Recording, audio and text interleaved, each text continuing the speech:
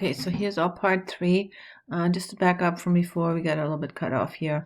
The test for cardiovascular fitness, a pretty good test is to figure out how long will it take you to recover after exercise. In other words, how quickly does your heart rate return to a normal resting heart rate, which is about 70 beats per minute on average in the population. So, of course, when we exercise, our heart rate goes up.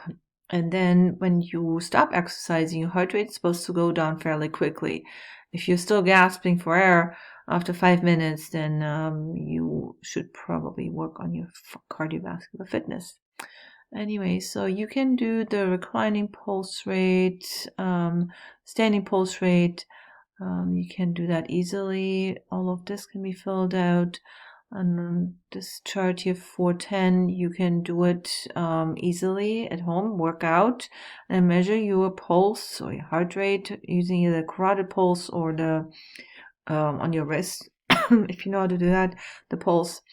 And so measure 30 seconds, 60 seconds, 90 seconds, and 120 seconds after exercise. The quicker your heart rate returns to normal resting value, the fitter you are. And then here are some points that you can use to rate your fitness. Here also some charts for comparison. Now, the blood pressure you won't be able to do unless you go to CVS or something where they have a blood pressure, but that's not really important. You don't really need that right now. So, but the table 414, the summary of your fitness scores, you should be able to do that and give yourself a rating. All of you should be in excellent condition and keep it that way. And then the circuit training, that's really a cool thing to do right now. We are sitting at home way too much, so might as well just do something. One important thing to point out, in humans, the maximum heart rate, that's here is the sort of the rule of thumb figure. The maximum heart rate you can achieve is 220 minus your age. And that is the number that we go by. So if you are 20 years old, then you should be able to achieve a maximum heart rate of about 200 beats per minute. And if you're 100 years old, then you can probably only do 120 or so. Just record your heart rate after these different activities. Respiratory rate is you just monitor how many breaths you take per minute. And just please record this. Most of these you can do easily at home. Step aerobics with 10 to 12 inch step. Use your stairs. Walking up and down stairs.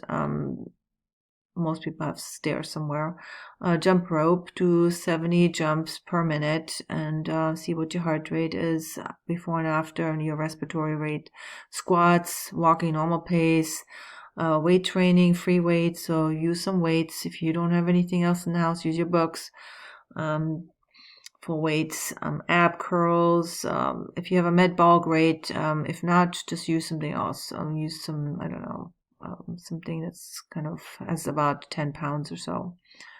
And then step aerobics, you can calculate the total calories burned based on the average burning rate that you can get easily off the web. So you can try to calculate how many calories you would burn if you do a certain number of minutes for each exercise.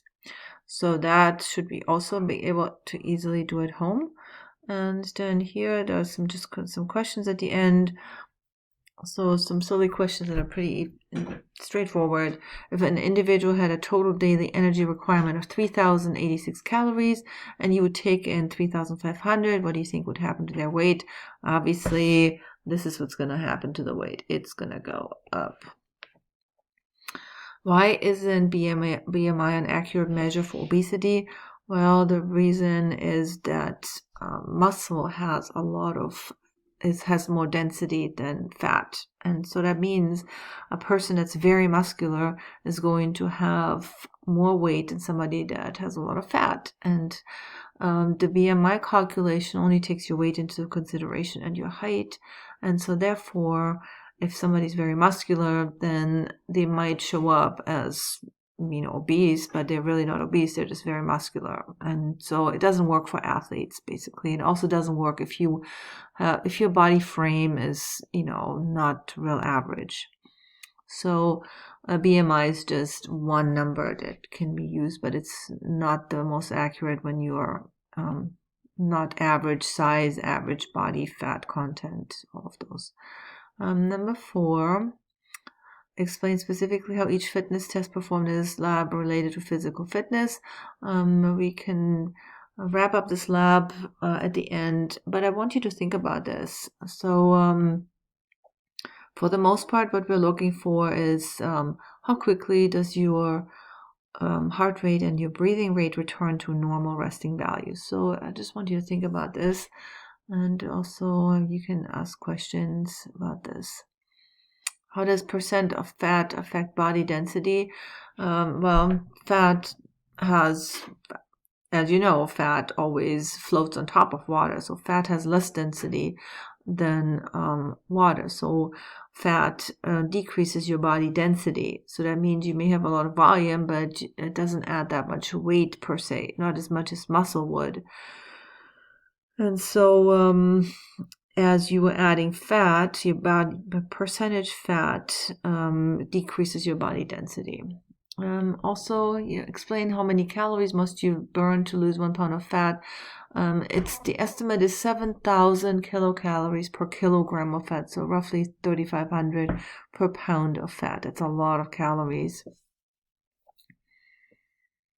And then in table 417, indicate how heart rate and respiratory rate change with each exercise. That's something you should answer for yourself individually.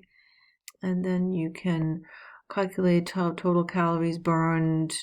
How does it correlate with heart rate? So I want you to fill out these charts, and then we can have one more video where we're kind of talking about this.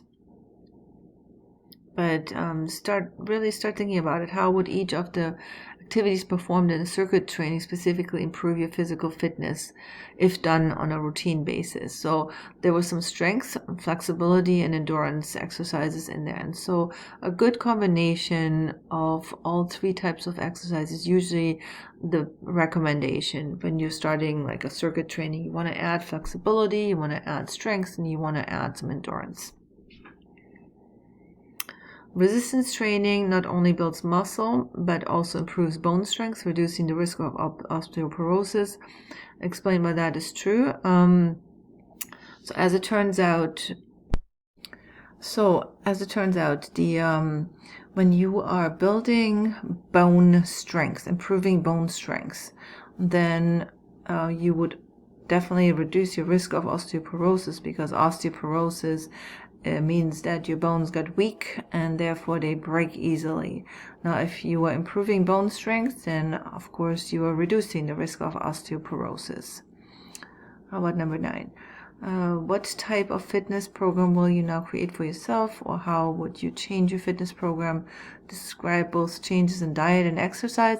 I really would like you to think about your diet and how many calories you take in, how many do you approximately need based on our estimate, and are there any changes that you should make? And think about what changes would make sense. VO2 max is defined as the maximal rate of oxygen uptake by body cells, but it's an indicator of our cardiovascular fitness. Explained. So our best mechanism of making ATP, of course, is oxidative metabolism. For that, you need to deliver oxygen to the cells that need it. And so if you have a lot of mitochondria and you're able to achieve really high circulatory delivery of that oxygen, then you can make maximum amount of ATP, and then you can achieve maximum muscle performance. So that's all related, and so that VO2 max is a great measure for your fitness, for overall cardiovascular fitness. Which fuel can be utilized by skeletal muscle fibers for energy production? So your muscle cells actually like a mixture of carbohydrates and fatty acids. How long does an individual need to exercise to achieve appreciable fat catabolism? So there are some estimates on that, but you need to work out quite a bit in order to get some fat catabolism going. So first, the primary energy source for your muscles is always going to be carbohydrates, and if you're running out of carbs, that's when you start using more fatty acids, but that's going to take some time. What is creatine phosphate? So that's typically considered a secondary source of energy, because that phosphate right here, this phosphate, could be added onto ADP to make ATP, and that ATP is what we want for energy for your muscles to work. So if you have a nice supply of creatine phosphate in your cells, then you can replenish your ATP sources fairly quickly, even without the help of oxidative metabolism. So it's really considered a secondary source of energy. So I think you have all the tools that you need to do this lab at home. Have fun, exercise, write down your calorie intake, fill out the charts, shoot me a question if you have any.